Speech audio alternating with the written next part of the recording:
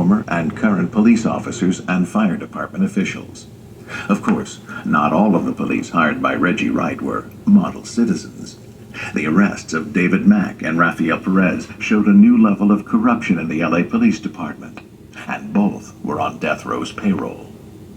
But not all of the bodyguards were corrupt, and surprisingly enough, not all of the bodyguards have been interviewed by Las Vegas police. I started working with WAY Security in September of 1995. Yeah, I worked with WAY Security, not with Death Row Records, and WAY was employed by Death Row Records. 96 is when I came on, I believe. It was either late 95, November, December, or early 96. Started working for Death Row back in 1994, and later became a bodyguard. Michael Moore was my replacement for Pac that weekend at the MTV Awards in New York. I was mostly a fill-in when I was starting, with Tupac. Personally, I didn't like him. I was in a limo, me and Tupac, Outlaw Mortals. We were driving around in Harlem, and the radio came on with Snoop Dogg saying that he had no beef with New York, which sent Pac into a rage. And we immediately spun the limo around, and we went back to the hotel to confront Snoop. We couldn't find him, but we found Mr. Knight. Tupac was displeased about what had happened, and Mr. Knight was very upset, and they got to yelling at each other back and forth. They confronted each other basically to a face-to-face. I did slide in between them and said, hey, you can't do this while I'm here, or I am gonna have to step out of the room. Normally, I am asked in every situation that I can remember while working with Death Row, where there was altercations, fights, where some type of discipline was going to be passed out during Death Row, I'm usually asked to step outside the room. But on this occasion, I think Mr. Knight had me stay for the safety of Tupac. I mean, that's the reason I was there, because I think Mr. Knight, with me not being there, he would have put his hands on him. He was that upset. They're going to be a great witness, because most of people in that position, they've been trained in that area. They have knowledge of safety procedures to keep someone safe, and they have a lot of good gut feelings about what could go wrong. And Pac's words were, I'm gonna cut out Machiavelli, and when I cut out Machiavelli, I'm the hell up out of here. You got your money, I don't want nothing else to do with Death Row, I'm out. That's how we left that day. There was all kinds of alleged baggage involved as far as Tupac wanting to leave Death Row Records. And he was screaming Machiavelli at the top of his lungs. That bodyguard that was pulled off is prime to the investigation. Not only the reasons for them being pulled off, but what led up to their being pulled off, and what information days prior they were privy to. You don't discount that information. And at the time in New York, I think we had just finished doing MTV, and he had to come back to LA, I think, to do a video. And he didn't want it to go because he was like uneasy about going. He said he didn't want it to go. Because he had told us that he was not going there with, his words, them sellout niggas. I was told by another one of our security guards that was a bodyguard that he had escorted Pac to the airplane as they were leaving New York. And Tupac told him, specifically told him, that he was a dead man walking. The last thing he said to me prior to leaving was, he's not going to be in Vegas, I don't have to worry about him showing up, and don't worry about it because he won't be there. He didn't feel like he didn't want to go to Vegas. I don't even think he wanted to do the video. I think Tupac wanted to leave, and I don't think Death Row wanted him to go. Tupac was to attend the Mike Tyson-Bruce Seldon fight. I arrived at Las Vegas the day before Pac did on a Friday. September 6th, 1996. He did not want to go to Vegas. Matter of fact, he fought off going to Vegas all the way to the last second. And when I got there, I was surprised to see him there. We met at an attorney's house. George Kalisis. George Kalisis was the attorney for Club 662. Kalisis was a prominent attorney in Las Vegas, known for Clark County judges who owed him money. In fact, several cases that were represented by Calises' firm were awarded favorable decisions, and at no time did the judges make it known that they were in literal debt to Calises. And on the subject of not knowing, it was a common conception that Knight owned Club 662 when he did not. Like many of the death row legends, this is also a lie. Reggie asked me to ride with him to the meeting. I was actually going to ride with Michael Moore. He began to tell me about how he was upset at Kevin Hackey, and that Kevin Hackey had my Nextel two-way cell phone radio that should have been given to me when I arrived in Vegas. It's huge. You know, one of the things you'll see throughout history, even in a military assassination, is the fact that let's take out communications. The same is true in an assassination, in the elimination of a single person. Let's make sure that they can't call for help. Let's make sure that they can't communicate with each other. If they're in trouble, why would we want them to be able to tell anyone what's actually going on? Ask somebody Chinese, if you're watching this tape, don't just say 2 egg rolls to go with hot sauce. Isolate that victim, you're going to have a more successful mission. One cannot ignore the ability to communicate. We're in an instant communication era. And for a detective to ignore the possibility is, in my mind, ridiculous. George Calises called the meeting at the behest of Reggie Wright Jr. All of the bodyguards were there. Never before had we had a meeting at an attorney's office or with an attorney even present. Reggie Wright told us not to carry any weapons. Never have they told me to leave my weapons, either in my room or my car. So they were asking us to guard Pac and Suge and everyone else completely unarmed. We had never been told to leave our weapons. For an attorney to do that, I don't know why. We had a meeting at Club 662. That George Calises. Because for security, we had on any given weekend that we were going to be in Las Vegas with all of the artists, and when they were going to be performing or we were going to be at a fight, there would be 2023 security members from WAY Security. So now I'm in a situation where I'm being asked to guard Pac without any weapons or a phone. Since I wasn't there to know what was said, I don't know what the reason was for it. If you cannot defend yourself, you're going to be an easier target for me. You know, if you're my intended victim and you carry a gun, I have to plan completely differently than if you did not. So if I can get you to be unaware of the danger, if I can get you not to carry the gun or have any personnel with you that are armed, you're that much of an easier victim and an easier hit. That's a great part of the plan if you could accomplish that, to get rid of any firearms, because as the hitter, as the shooter, as the planner, you're protecting yourself. It was a special meeting. He was called in to be at his office on a Saturday to meet with all of us. Why would I leave my weapons in a vehicle or in the hotel room, and I'm personally guarding Pac in one of the most hottest places to be? And what that's going to make it is a bodyguarding incident where you would be, only thing you would have on you is your person. And Michael Moore made the biggest hoorah about the weapons. I informed Reggie that I wasn't taking my weapon off for no one. My gun did not belong to the right way. It was my personal gun, and I was going to carry it. And that's why you're taking off the case. Metropolitan Police in Las Vegas were on Suge Knight's payroll that night, moonlighting. And I would think that those guys who were hired by Suge and were with him that night would have been interviewed by the police. But I mean, maybe they know something. Everywhere you went, there was like this tightness. Tupac's jury. You put Tupac at risk when you remove one bodyguard and say, hey Frank, you handle it. So for most of the day, all this went on, and Tupac did not have a clue that's what we were doing. I was a little upset that I was taken set up to be killed by Reggie motherfucking Wright Jr. Reggie Wright.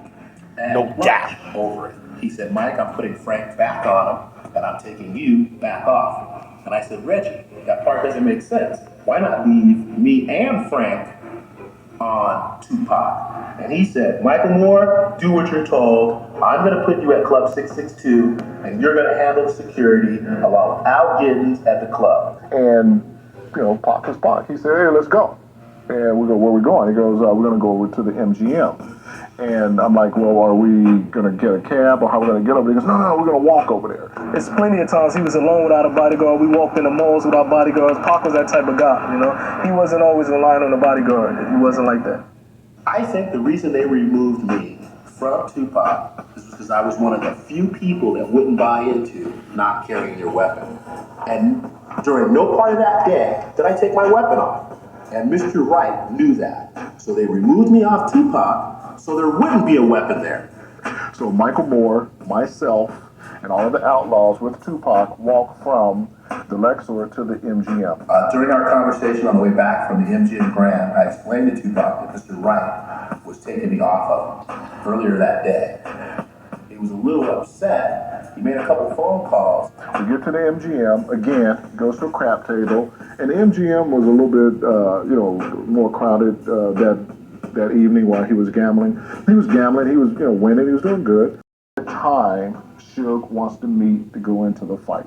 Call Reggie. Tupac asked me to go make the call. I didn't have a radio. I couldn't contact Reggie, so I had to go to a landline phone. So I go to call. As I went to call on a landline phone, I came back to the table, and they were all gone. During our conversation on the way back from the MGM Grand, I explained to Tupac that Mr. Wright was taking me off of him earlier that day. Murder. And I walked him all the way to his room. So I'm walking all over the MGM looking for him before I could even realize he isn't even in the building. And I explained he's a real impatient person. I walked him to his room, and my understanding was he was supposed to wait there until other security got to him. I get back over to the Lexor, and I'm looking all around for him. I'm on his phone, calling, trying to find him, and Pac walks up behind me. I'm like, Pac, where you been, man? I'm looking all over for you guys over at the MGM. He's like, oh, we walked back over here. I was ready to go. So I went to my room, and that was actually the last. I didn't have no knowledge he was downstairs in the lobby until Frank Alexander called me and said, hey, Mike, why is Tupac down here? And I didn't even believe on the phone. I explained to Frank, even then, I am not on Tupac. Tupac was under the impression that I was going to be going to the MGM Grand with him. But that wasn't the case. When I went to my room, I knew in my heart I wasn't coming back because I had been instructed to go to Club 662, and that's what I did. He got a little upset because now that I think back on it, he said he's paying for this shit and that he is telling us where we're going. And I'll change clothes and I'll work with Tupac until Reggie says something.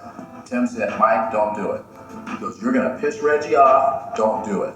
I go, who was also head of 662 security. And I asked him, I go, Al, why are you calling my room at 10 after 8 if I'm not supposed to be there at 10? Exactly. And his answer was, Reggie just called me and told me to call you. Oh, I said, well, don't call me no more. And then after that, all my phone calls came directly from Mr. Wright. People saw Pac everywhere. Tupac, that's Tupac, and we're waiting for Michael Moore to show up. At that point in time, I had lost all communication with Michael Moore. I didn't know whether he was coming, what was going on, or anything. I think there was a reason for that. The MGM, right in the front of it, right where the fight was at, and I was getting ready to get out of the car. I rode with Tim Williams over there. He goes, Mike, what are you doing? I said, Tim, I should just get out. Because if Reggie yells at me and I'm covering Tupac, how bad can that be? With no radio or weapon. I think this needs to be let out. To me, that's the beginning of our downfall. Suge got there with a couple of people that was with him, whoever it was that had the tickets, and we went in to the fight right as the national anthem was playing. Tupac was to attend the Mike Tyson-Bruce Seldon fight, Vegas's 22nd highest earning fight of all time. The Tyson fight ended in 109 seconds. Tyson won by a knockout. Again, when we talk about the shooters and everything else, you're going to talk about the defense of the shooter to escape after the hit. Now, that defense of that shooter doesn't take place just when the hit occurs. It takes place afterwards, too. And if I can shift blame to someone else, put someone else in a place where they look like they had motive and they had opportunity to make this hit, and it takes the blame off of me, that adds to my defense. One of Suge's guys is what I call him. got into a altercation in the Lakewood Mall in California, and it was at a Foot Locker store. And he went into this Foot Locker. Orlando Anderson was in there, and Death Row people from Death Row, the artists and all of the homeboy securities, whatever you want to call them, they wore this Death Row emblem of the guy in the electric chair. Everybody knows the emblem. Orlando Anderson went up to Trayvon and snatched off his emblem, his chain, and they got into this fight into the Lakewood Mall. They tore up this Foot Locker, where the store that they were in. One thing led to another. Ironically, in September, Orlando Anderson is the gentleman that Tupac got into the altercation with at the MGM. Orlando Anderson is leaning up at a wall watching people come out of the fight. And this is near the food court.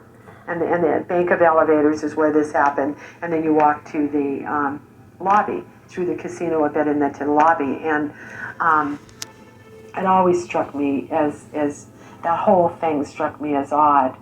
And they let him go. He did not have a ticket to the fight. He did tell people at one point and told the police that he had a ticket, but he didn't have a ticket. He did not attend the fight. He's from Compton. He had no reason to be in Las Vegas. Trayvon whispered into Tupac's ear right after we walked out of the Mike Tyson fight. And Pac took off running. I took off running behind him. The rest of the entourage ran behind us. Maybe that was a setup. I mean, he was standing there waiting for somebody. And then Tupac shows up, and they start exchanging words with his entourage and everybody else, and they start stomping and yelling and doing their silly things. But it was odd that, I keep saying odd, but the whole thing is odd. And that's where the altercation, the fight broke out between Tupac and Orlando Anderson. I think Orlando Anderson's, the beating doesn't make sense. I mean, he was kicked and stomped a little bit, and police didn't do anything. They didn't even take him downstairs. The police didn't or security take Orlando downstairs, at the MGM to talk to him about that beating. He just said no, he didn't want to press charges, and they sent him on his merry way. Now, I never knew who Orlando Anderson was. It's just kind of, funny, ironic, whatever you want to call it, that from April to September, why would Reggie have told me about Trayvon getting into this fight at the Foot Locker at Lakewood Mall with Orlando Anderson? And then here we are, a few months later, Pac gets into the same fight with Orlando Anderson at the MGM, and then everything just went from there. Detective Tim Brennan of the Compton Police Department was the first to bring Orlando Anderson's name to the front of the assassination. This affidavit, in support of a search warrant, specifies that Anderson was the likely shooter of Shakur. The shooting was in retaliation for the beating of Anderson at the MGM earlier that evening. Anderson's beating was, in turn, alleged payback for the Lakewood Mall fight that Reggie Wright told Alexander about sometime earlier. And then everything just went from there. Planned out. I'm sure there were variations, but yeah, Orlando Anderson looks a little staged. It looks a little planned out. It all looks as if they were trying to find a killer they could point out afterward. Brennan testifies Trayvon is the person making the clearest and first claim that Anderson was the shooter. Trayvon is said to be telling people within hours of the shooting that Orlando Anderson is the one who shot Tupac. This is the same Trayvon who had the fight with Anderson in Lakewood, and the same one who instigated the fight at the MGM. If Trayvon's statement was to be believed by Brennan's affidavit, enough to justify the documentation of it, did Trayvon actually see Anderson in the car? The only way for Trayvon to have known that fact would have been to see the face of the shooter. So why wasn't he identified to police as an eyewitness? Whatever the case, in the face of the mounting physical evidence collected by Compton police, Anderson is not charged. Was Orlando Anderson a patsy? He can't tell us. He was killed 2 years later, claiming his innocence to the death. Later, it's learned that Trayvon was in the car that pinned Tupac's car from the left side on the street, blocking any escape when the shooting occurred. They're setting someone else to take up the blame for their action. That's also a very ingenious part of the plan to be able to do that, is the fact that now not only can I take out my intended victim, but I can make it look like somebody else had the same motive and opportunity to do the same act. And why go to all that trouble to stage this kind of event? Certainly Anderson could have been dealt with more discreetly. Knight went to prison over a beating, a parole violation. But in the poker game of crime, 9 years beats life. It also plays towards setting up the final alibi and cover story.